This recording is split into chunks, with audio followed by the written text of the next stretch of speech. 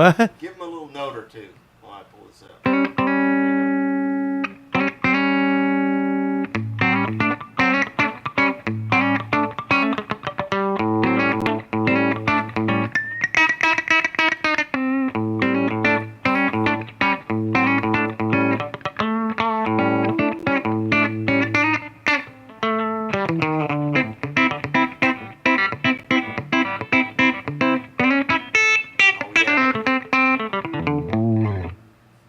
Sounds pretty too. Okay, cool. Now, start. 1, 2. You go first. 1, 2, ready, go.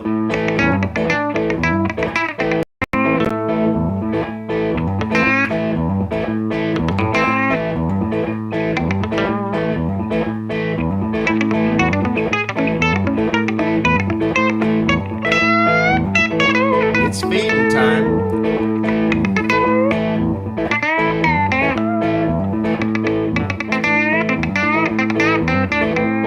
Stuff like that. Hey, welcome to Eugene and Dylan's Guitar Show. I'm Eugene over here. That's Dylan Caligiuri right over there. The doctor is in to see the chickens.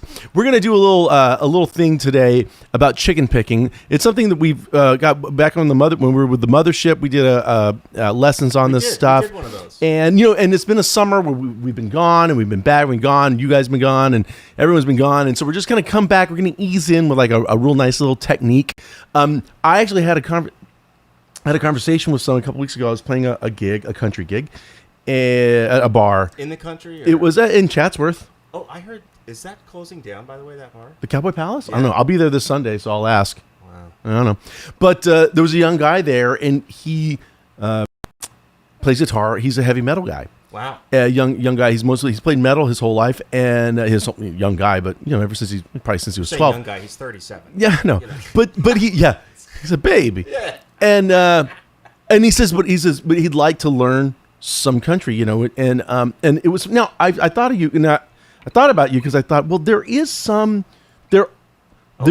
technique carryover for sure, if you're open to it. You're the darndest of Teutons. And I said, no need to run out and buy a different guitar. I think, what does he have? I think he has a Jackson is what he was playing. But it's going to be harder to. But only in feeling, not but in actual but he can split the pickup. Get down to his the humbucker. Yep. And I said, well, then you've got a single coil in your bridge. Clean up your tone. Yep. Brighten it. Yep. And just work on and again, just kind of work on some muting, your blues scale and your country scale are kind of the same thing. I just like, you're not that far away. Plus, in metal, you play in triplets a lot. You're already swinging, sure, and there's a 3 feel. So there's things there that if you really pay attention to them, they can make it happen. So, and some of you have some experience playing country guitar, others don't. Some of us we're just going to show you one trick, if you will. I hate to call it a trick, but it is kind of a trick. Chicken picking, and how you can kind of like take. What I was thinking was we take things that you already know, and we just build from there, and it's as simple as that. And you'd be surprised at how close to selling the idea you probably already are. Howdy from Indiana, Nevada. We got Connecticut. We've got New York. We have Virginia. Good to see everybody. Southwest Colorado. Tom K. Thank you for joining us, guys. Rory, that's a very, very sweet thing to say. Favorite 2 guitar players. You bumped into an old buddy of mine. Yeah. This is kind of a small world story. This is Darwin Oliver. Now, so you were coming back from Oceanside? Yeah, no. Or San Diego? Oceanside. Yeah. And so Dylan's on a long. It takes a couple hours to get from Oceanside to LA, especially on a weekday. You're like the Donner Party type of a. It's a dangerous trek. And so to break up the drive, you thought, why not? I'll pull over into Guitar Center. It's air conditioned, and there's guitars. This is a Dr. Dylan Caligiuri call right there. And he goes into this Guitar Center in Artesia, California, and someone recognizes you from this show. And he says, "Hey, how you doing?" And I was like, "Doing, thank you. Yeah. Hi." And then he's like, "So have things been going well?" And I was, "I'm sorry, do I know?" Do I know you? and no, but Darwin knew him, and so it was a guy named Darwin Oliver, and I grew up with Darwin in Yuma, Arizona. We were in the same grade. That was my first guitar buddy. Oh, wow. He had a red Strat. Yeah. We were learning Zeppelin stuff together at the time, and gosh, I remember when we did the special on The One I Love by REM. I thought about him a lot because I remember we were kind of picking up REM stuff at the time. And yeah, but he recognized you in the shows. And so yeah, like my first guitar buddy, and now my most current guitar buddy. Right, and this guy seemed like a really nice guy. Oh, my mic is off. Wait a minute, how could my mic be off? So do you have to redo all of that? You see how this is moving? Yeah. Well, are you sure about that, David? Well, let's see. Dylan's mic is off. I'm sure David knows. He wouldn't make that up. Oh, it just needs to be louder. Yeah, we're gonna turn up Dylan's mic. I want him to be heard this time. Do you understand? Yeah. Yeah. Checkers too. All right. So basically, does that look better now? I just got an ointment from the doctor, and it's pretty much solved at this point. And that's my chicken picking story. And so that brings us to chicken picking. So now, so the fundamental thing about chicken picking. Thanks, David. And thank you, David. Takes a village, you know. Yeah. No. Are you kidding? Is we're really here now. When we think of chicken picking, like guys like Albert Lee and like these really fast if you don't, players. Can we pause on Albert Lee? If you haven't gone and checked out Albert Lee, you guys, what you're going to find out is that it's one of those deals where it makes you want to stop playing guitar. So so just be careful when you're listening to Albert Lee. Because he's so amazingly good. Well, here he's a lovely player. Now, and it goes by really fast. So we think that chicken picking, I guess we associate with like really fast playing. That does not have to be the case. Yeah. In fact, those guys didn't start playing that fast to begin with anyway. They started slow and then they all right, now. And if you just started fast from the beginning, you're going to end up missing the musicality of what you're doing. Like the fast is it facilitates the music, not the other way around. Yeah. Yeah, it's not the music facilitates the fast. That's right. That's a great point. Yeah. And so it's really a matter of we're hearing a note being muted, or maybe a few notes being muted, and then a note being pronounced. I'll say pronounced, but really fretted would be the right. So as simple as this: 2nd fret G. My forefinger is touching the string, but it's not pressing it down into the fretboard. So it's a dud. It's got nothing, right? But then when I press it down into the fretboard, it makes a note. Now notice I'm just using a flat pick. We're not doing anything we're not hybrid picking yet. We're just taking one note and we're just making it mute. Then we're pressing down. Really important, by the way. This is for the absolute beginners. Make sure that your fret hand finger is pressing the string between the fret wire. If you go over the fret wire, you may accidentally get a little bit of a harmonic, especially at the 5th, 7th, 12th frets. So make sure Chickens you're right. Don't come to that. And no. Those are more angelic chickens. So make sure you're right between the fret wire so you don't get an accidental harmonic. That's a different lesson altogether. And just do that. So just mute note, mute note. If you change it to mute note, now we hear the chicken a little more. For those of you, and so that's for those of you who are just beginning and bit of a tone corner. Do you want to do the tone corner on this? I think we can do a tone corner for sure. Take a look. Are you busy? Are you doing the thing? Or I was fixing it. Hopefully it's better now, you guys. So tone corner, the idea here, to help pronounce this sound, you really want to go, no, you don't have to, but it's best to. And we want to set you up for success. So go with your bridge pickup. That's the pickup. So select it. I'm specifically using a Les Paul today to show that you don't have to go out and buy a Telecaster to do this. You could do this on an acoustic guitar too. It's Gibson inclusive. It's Gibson inclusive. Yeah. So, but you want to go here with the bridge pickup because that's your brighter pickup on any given guitar. Make sure your tone is turned all the way up so it's bright. Your amplifier should be relatively bright, relatively clean. That's really, really going to help here in the beginning. And you're going to try and do this with your pick as close back as close to the bridge as possible because the string is at its tautest, if you will. Tautest. The tension is high. It's sort of a Downton Abbey way to refer to that, if you will. And it's brighter, and it helps produce the sound that we think of as chicken picking. So we want to start there. So So if you play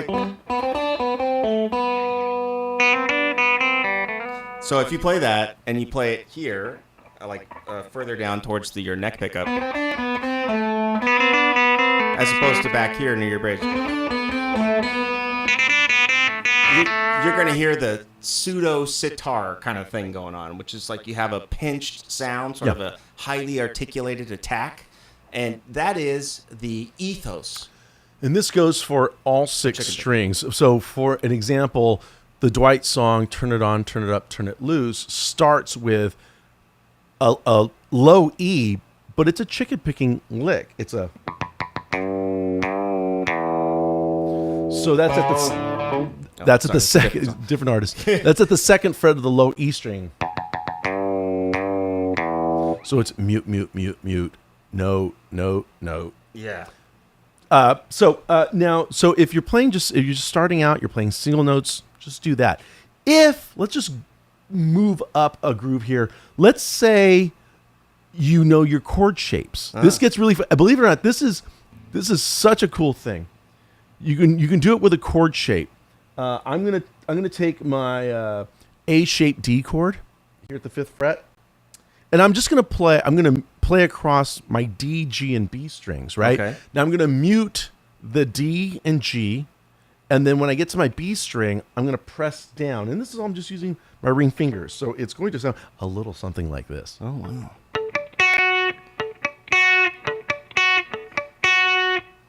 So we got this mute, mute, note, mute, mute, note. I'm speeding it up a little bit, but at first it can be slow. And you're picking all the notes with your pick. I'm using the pick the whole time. No hybrid picking yet. We're not.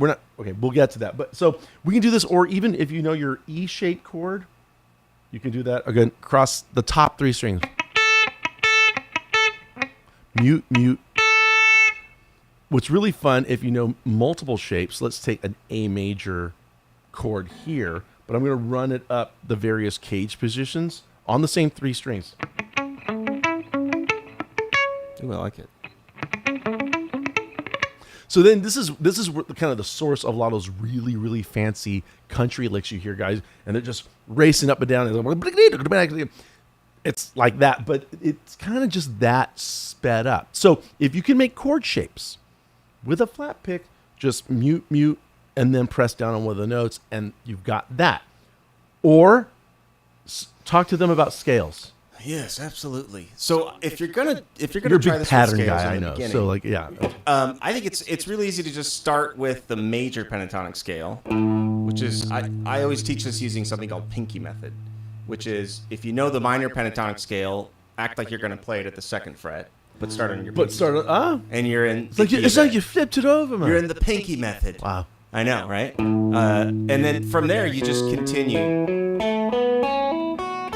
Okay, so that's the scale.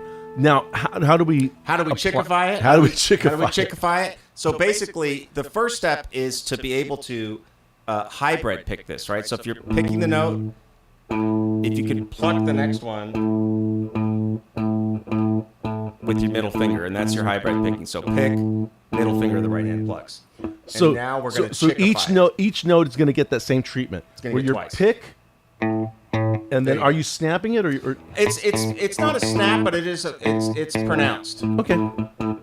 So pick, and then after you hit the string of your pick, you can use your middle finger and just kind of give her a pluck. Give her a look. Now we're gonna mute the pick with the left hand. Oh! And we're gonna end up with this.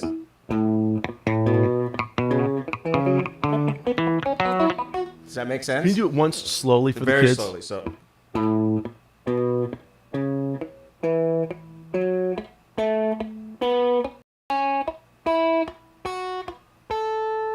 So running up the A major pentatonic scale. Yeah. Mute note, mute note. Yeah. With pick finger, pick finger. So here's where students get into trouble with this, is if either one of these things is super difficult, you have to back up and learn how to do one of them really well. Yeah. Because you can't It's like Occam's razor thing. Like they both can't be impossible for you. So if you could get this scale down first, right?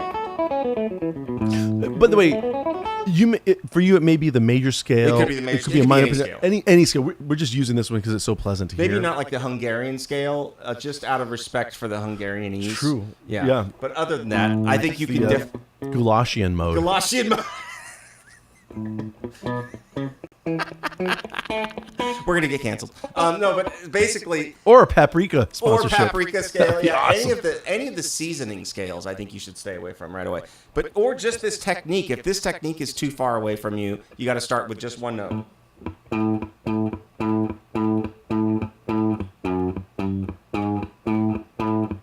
Put a kick drum to that. We got us a disco song. I noticed that. Yeah. I noticed that. By the way, I'm glad you mentioned that. We were talking about this before we went on air. So this technique, yes, it is very indicative of country and country guitar, obviously. But, however, we hear it applied in other genres, and we were saying, obviously, funk, soul, R&B, it's really the same thing. Popcorn picking, as they call it. We used to teach a lesson on Heart of Glass, and the main guitar part of Blondie's Heart of Glass, that was their big disco hit. It's just this.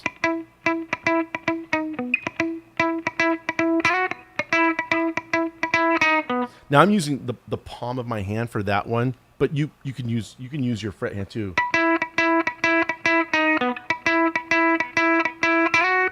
So there's room for it, definitely in R&B, because R&B calls for a lot of percussive guitar playing. Yeah, if it was.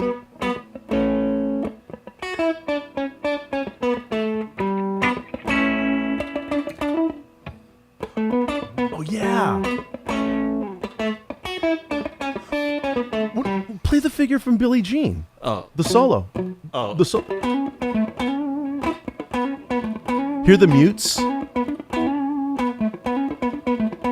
There's a lot of muting in there. That's now when it's in R&B we call it popcorn picking, but if it's in a country song we call it. And yet chickens eat popcorn, undoubtedly. You know. Okay, so John Waby is asking a very good question here. When do you mute with your picking hand, and when do you mute with the fret hand? I don't have a rule necessarily. Yeah, I think I generally use my fret. I generally use my fret hand for most things, just so I'm controlling it all in one spot. Also, if I know I really want to be thinking about, and sometimes it's just a practicality. If I want to be very exaggerated with the placement of the pick as close to the bridge as possible, if you look here, there's really nowhere for me to mute behind the string with my strum hand anyway. So I'm going to have to use. I'm going to have to use my fret hand. Now, another, but there could be, especially in R&B, I think the strum hand ends up being a. It's always I'm not willing to it's commit to always that. this hand that's doing it that I can think of. So let's say it was a. Yeah. Or. Because this is really just trying to be a motor that's just motor. going. Yeah, and the more I guess I'm thinking more heavy metal. Yeah, the palm mute is so much more prominent. Yeah. So I guess really I'm glad you asked this, John. So in the beginning, let's just really concentrate on using. That's our also fret what hand. makes it hard, though, right? Because it's actually quite a bit harder to mute with this hand. This is one of the things that's really tricky for a long time on guitar in terms of sounding professional, is being able to mute with this hand. String management. Yeah, and we're not management. and not just talking chicken picking. We're talking just to play a successful passage. If it was without a bunch of other strings ringing out. That's a great example of muting and then picking. Every Breath You Take has this arpeggiated with this muted thing going on, and then the major third tends to pop out. You hear that accent? But that's also what makes it a little bit like a drum set. The guitar's a little bit like a drum set. Yeah, it's a percussive thing. It's got a percussion thing. So yeah, in the beginning, we'll focus on the fret hand, John. Thank you for asking that. That's a really good point. I was thinking about Zeppelin's "Living Loving Woman," which on the second album, "Living Loving Maid" is the name of the song, and by then Page is using Les Pauls, and in the solo. 'Cause didn't play that right. But then it goes to the 4 chord. And then it goes to the 5, and it just holds.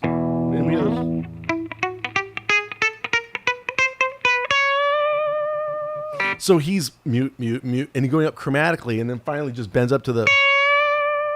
And then everyone comes back in, and I bet he got that from like Roy Rogers or something, or it could have been like Buddy Holly or. Oh yeah, they were all listening to Elvis and Buddy Holly and Carl Perkins and all that stuff. But it's just really, really great. Like in this hard rock song, because the band kind of takes a pause there, and so he can kind of do anything. He's the spotlight's on him, and it's really, and he does this really cool thing. Now in that case.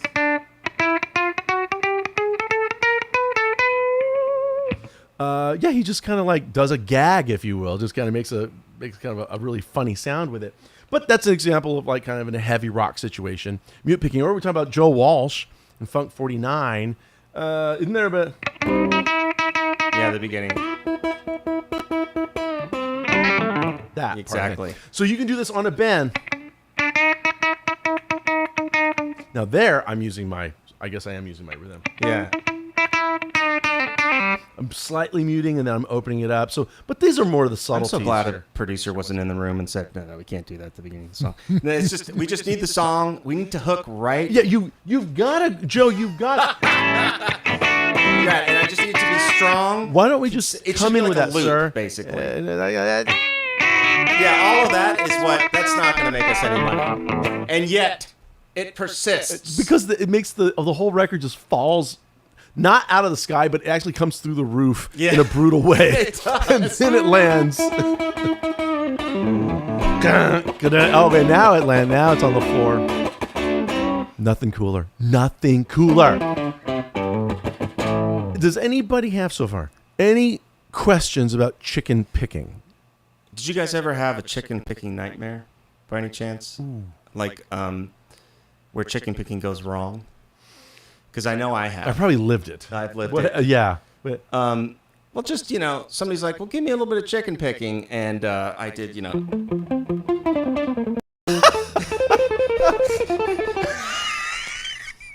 they were like, wow. All right, listen.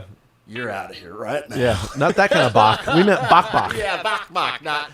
So, by the way, if for those of you that maybe you don't play with a pick, you can do this without a pick as well. And so I'm going to show you a real quick way to get into this. Now this one involves, I'm just going to play on my D string. And I'm going to use my thumb and my forefinger. And the idea here is I'm going to play at the 5th fret. So say when I hit with my thumb, I'm not pressing down. So it's muting here. Then the forefinger is going to hit the D string right after the thumb does. And with a little bit of coordination. When I hit it with my forefinger, then I'm going to press down. So I'll do this really slowly.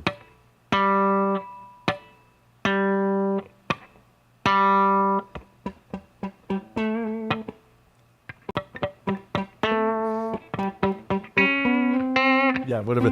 So it's I don't go for that really. So you can do this. You don't need a pick. You can still, again, back to the idea that if you're doing the majority of the muting with your fret hand, then now. Whatever style you're used to in your strum hand, you should be okay. You can do that scale thing. It's actually easier, you guys. So Mark Knopfler, of course, we hear him do this chicken picking thing and these rakes very much, and he does not use. You hear these. Yeah. Now in that case, what he's doing is really more of a rake, where he's raking along. Let's say the first. He knows ahead of time that the first string he's actually going to press down on is the B string at the 10th fret. So he rakes the A, D, and G rakes. He mutes them.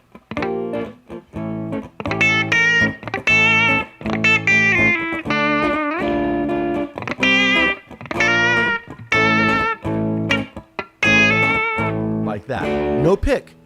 Now, for those of you, we're moving in a little advanced here, the hybrid thing, because there's something we haven't really mentioned here. I'm going to do this without hybrid picking it first. So we've established we're going to mute, and then we're going to pronounce a note. What really, really makes it sound like a chicken, Really get the poultry in motion. Is when we fret the note, when we pronounce it, when we play it out, when we snap it. So like a bass player. So yeah, take the G at the 7th fret. So let's mute that. And then when we're ready to actually play the note out loud, I'm going to take my index finger and I'm going to get underneath the G and I'm going to snap it like a rubber band. So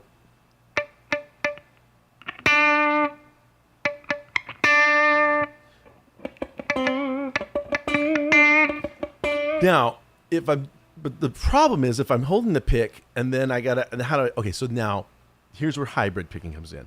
Keeping the pick between the thumb and forefinger. Yeah. For the muted part. Now the middle finger is going to be the hook that gets underneath the G.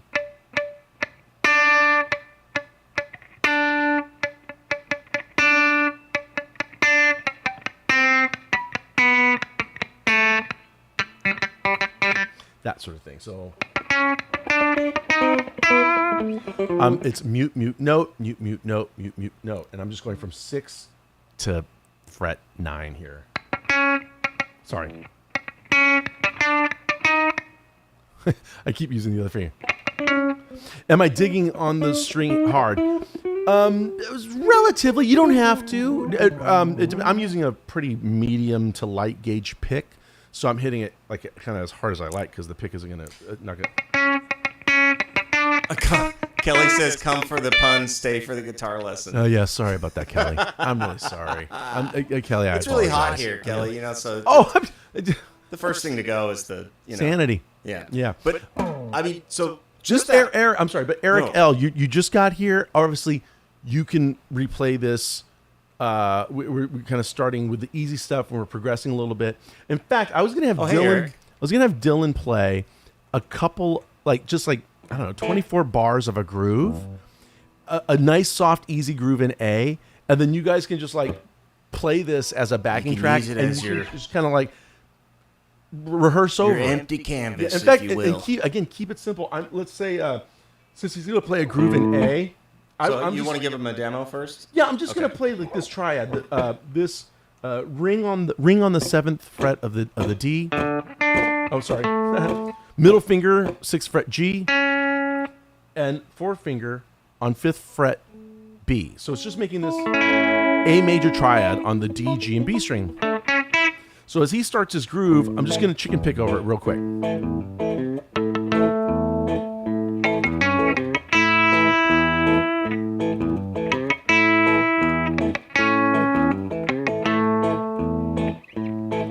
He's going to keep going.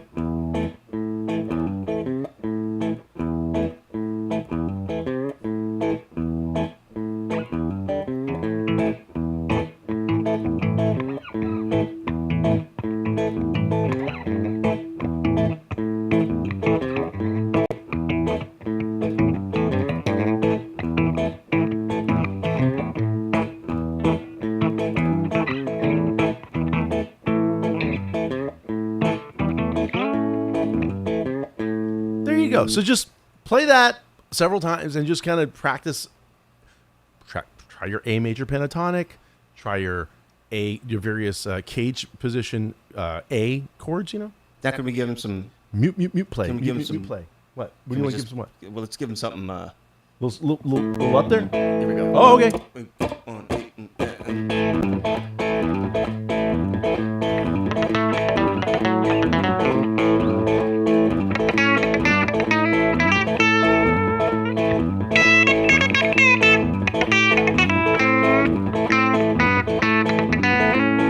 Your turn.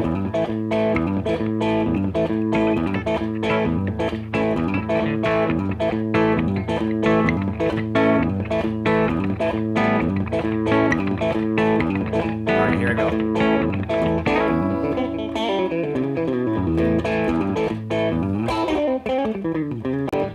Sorry, I got carried away. I'm sorry. Carry away, my wayward son. That was it. So palm muting when you wait. I can't read. Can you move the UAD over a little bit so I can read the full? Thanks, bud. Oh yeah. Let's see. Greg Simple, palm muting when you chicken pick. You can.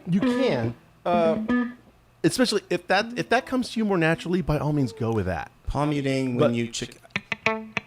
So here's an example. I see what you're saying. So here's the idea: is I'm going to fret the note in my fret hand, but I'll use my palm to mute, and then I'll lift the palm.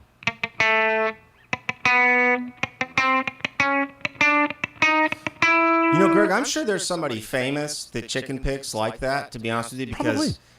Chicken picking is notorious for a lack of rules and bumper guards, if you will. And, it's the Wild West, man. So there's not. It's lawlessness. It's just notorious for letting you. I have more reverb on your voice than the guitar. Oh wow.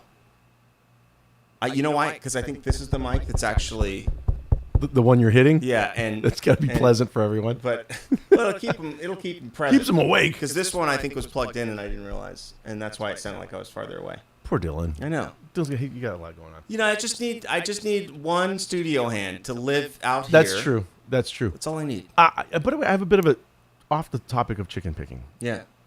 Go ahead. Keep the questions coming if you have them. But I met a guitar prodigy this past weekend. What? His name's Saxon something. I don't know. I can't remember his last name. Saxon is a very Viking name. A 13-year-old boy, very sweet. And I was playing at the Sagebrush Cantina up in Calabasas. Okay. You know? And Saxon. And we have people, yes, that's his name. So we have people sitting in all the time. And you might want to put on a helmet. I'm about to drop a name. Not an impressive one. But John Stamos is the drummer on that gig. And we got there. He said, "Oh, hey, there's this kid that's going to be sitting in on guitar. You're going to love him." So he says, "Kid." I'm thinking like a 17-year-old or a 20-year-old. 37. Stamos and I were or 37. Okay, fine. So then Stamos brings his guitar. He has like an ES335 it doesn't get played tons, but it's played, and a little amp, a little combo amp of some sort. And he says, "Do you mind just kind of setting it up, just kind of just dial it up somehow?" So I dial it up for a very basic thing, and I tune his guitar, and I just kind of set it on the amp. And then this kid comes in, and he brings his own Les Paul. Wow, that Gibson's already given to him, so he's got that right. The Gibson's already given to him. It's amazing. But the thing is, John's got this wireless thing set up on his guitar, and how to and it's got strap locks, and we're in the middle of the set. I thought. And then I said, "Do you mind just playing John's my guitar?" Yeah, just play John's guitar, the 335." Which I'm thinking this may not be. He's a 13-year-old boy. He probably brought his own guitar for a reason. Because it's like a binky, almost. So he puts on this unfamiliar other guitar. Yeah, and it just didn't matter. It just clearly he just played. He just played. And at first, John says, "Well, we'll do some blues." So we did blues, and he just shreds on blues, just like, "Oh, okay, great." And we did like 3 blues numbers. But then even when he wasn't soloing, you just notice with a guitar player, the way he was comping was pro. Comping is short for accompanying. Accompanying, meaning so if someone's singing, and by the way, he would if I'm here, his hand.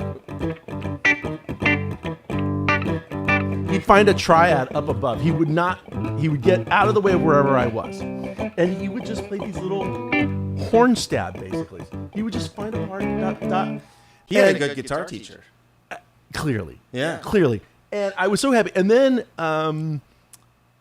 so we did like 3 blues songs. And the idea was like, well, okay, thank you for coming, Saxon. I'm thinking, Saxon's not going anywhere. Yeah. We still have another hour to go. I'm thinking, Saxon's fine. And then we did Valerie. We had a friend of ours come up and sing Amy Winehouse's version of Valerie. And that's E major 7 over F sharp minor. So I start.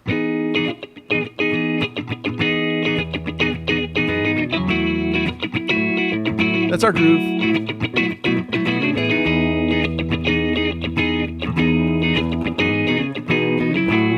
And I look over at Saxon, and on the E major 7 chord, he's here. He's just there, and he's just bumping. So when it came time to solo, I said, "Go ahead." Of course, the kid is just yes, yeah, pretty much. I mean, not as gratuitous as Dylan, well, but there's something to work towards. But Saxon. you heard the 7ths. You heard all the.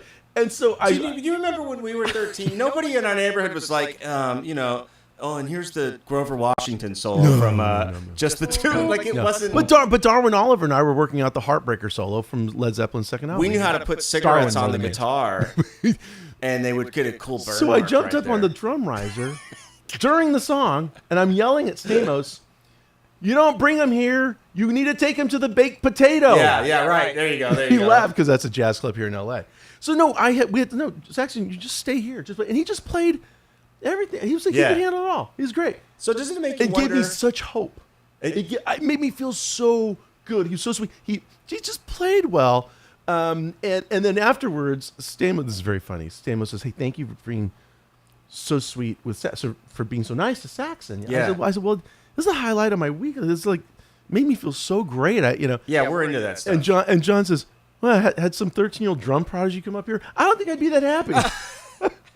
I mean, I'm not worried about it. I guess I don't know. It's so funny. Like, I'm not sure 13s are gunning for your job. Yeah. You know what I mean? No. Oh yeah. A former teenage heartthrob. So Greg Simple says James Burton invented chicken picking. So I'm always a little bold statement, Greg. Bold. I'm always a little reserved about saying who invented what, especially in music. Although I will say Burton certainly, the Hello Mary Lou guitar solo in particular, that one is significant. So he's still like 18 or something on that record. But Ricky Nelson's Hello Mary Lou, and in that solo, Burton does this so.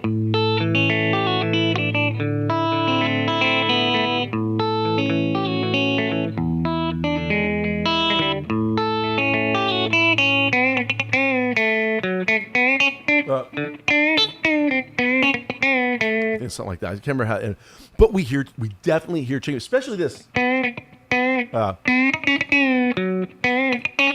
That sort of move.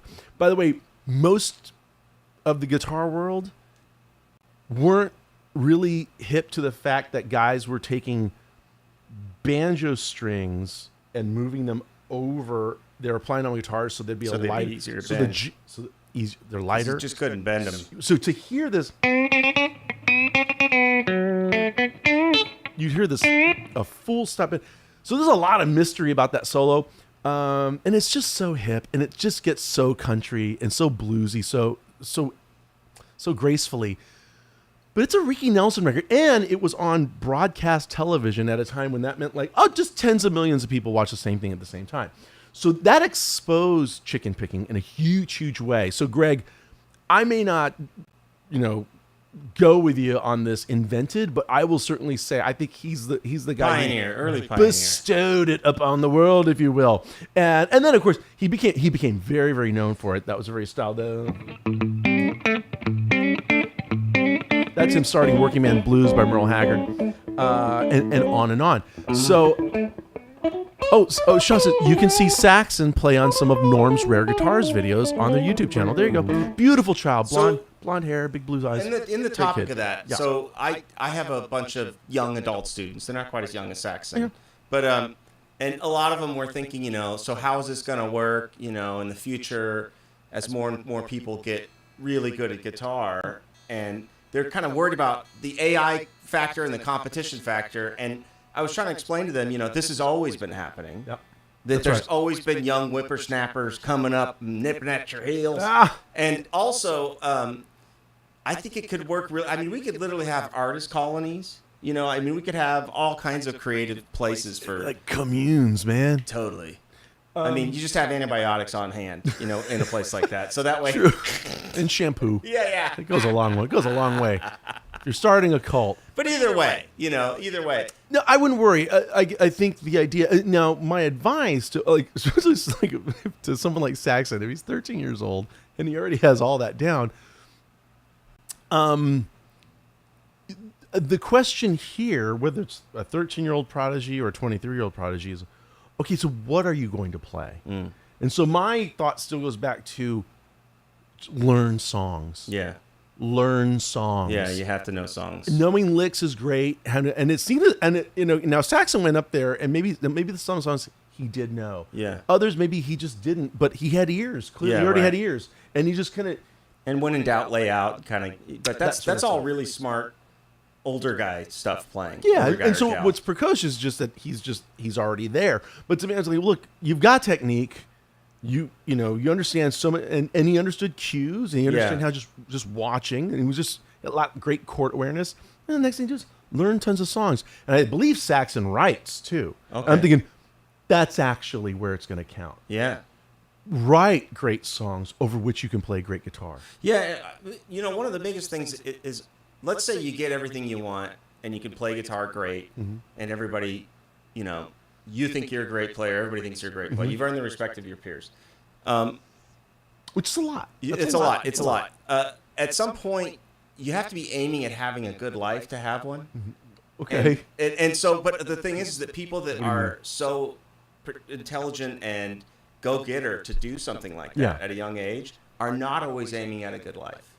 And I guess but that's kind of a whole subset of psychology, I guess, which goes into your guitar playing. Oh, it does. It does, and like one of the reasons of the players we love, like I love Eric Gales Jr. for example, right? And some people are like, well, maybe there's somebody with better technique, or I don't know what they want to complain about Eric's playing with, to be honest with you. But if they were going to, But I feel like I can hear his life story in his playing. Oh, okay. And I think most people can too. And I think that goes true not just for blues, but for all styles of music. John Mayer's a great example. Comes to mind. In fact, just recently he shared about how, and I'm not outing John Mayer. He shared it that he would go on tour instead of dealing with his problems.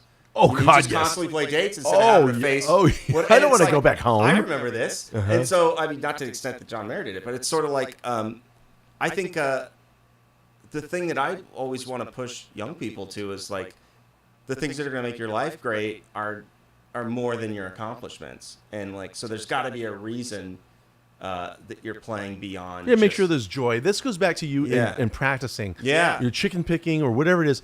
Make sure that you're very, very forgiving of yourself. Don't get down on yourself. Yes, correct yourself. That's the whole point of practice. I get it.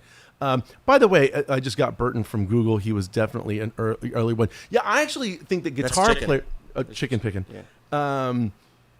I kind of assume that chicken picking, guitar. I think we got it from banjo players. Yeah. It stands to reason. You can also do it. You can do it on mandolin. Because there's there were hammer-ons and pull-offs happening on banjo. Much lighter strings, less strings, slides. So a lot of that fret work that we end up doing on guitar. Don't forget, guitar, especially in America, was just a straight chordal instrument, right? And so the fiddle did a lot of the ornamentation stuff. Banjo, mandolin, guitar were really just like chordal instruments, with mandolin and banjos in the strong lead until about the 30s. Anyway, so I think that, yes, players, and again, Burton had banjo in his background. Then we talk about guys who were taking banjo strings. They were going through a lot of mechanics just to get these lighter gauges on there to put sets of banjo strings on there. Or they were mixing a guitar gauge, which at the time was 12 to 50 something. Yeah, and the guitar necks weren't as accommodating as they are now, Right. Yeah. They were blocks of wood. Things would move around on you. Yeah. But we're getting into guitar history here. I'm just saying, there's a reason why Burton kind of seemed to like just arrive in his teens on Dale Hawkins' version of Susie Q. That's him playing guitar. And again, I forget how, he's really young, 14, 15. He's like a prodigy, basically. But he's picking up these tricks from someone at that point, and knew could just do these really long, these really great full stop bends with chicken picking. Those sorts of moves. That's a good example though of like the hybrid thing where you snap that high E string.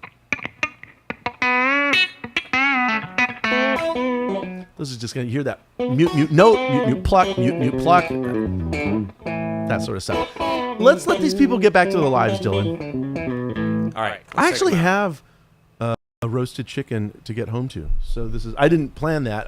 That's what we always say to get out of rehearsals is I'll be like, I have a roast in the oven. Roast in the oven. And you don't want that to be dried out. No one's going to want, the dog will turn it down.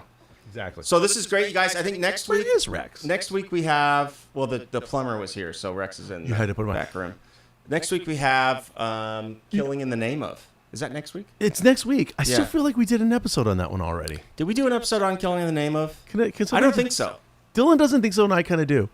I have a tendency to remember facts. We may have gone over like riffs or something like that, and so we didn't do a whole maybe we didn't do a whole episode. Well, let me check the annals. So Eric's got to go wash his hair. That's great. That's good. We'll check but we'll be here next Wednesday. That's for sure. Yeah, I'll talk into the right mic next Wednesday. What do you think about that? See, we just for you guys, not for everybody. See, we can all improve. Okay. Right. So here we go. 1, 2, 1, 2, 3, 4.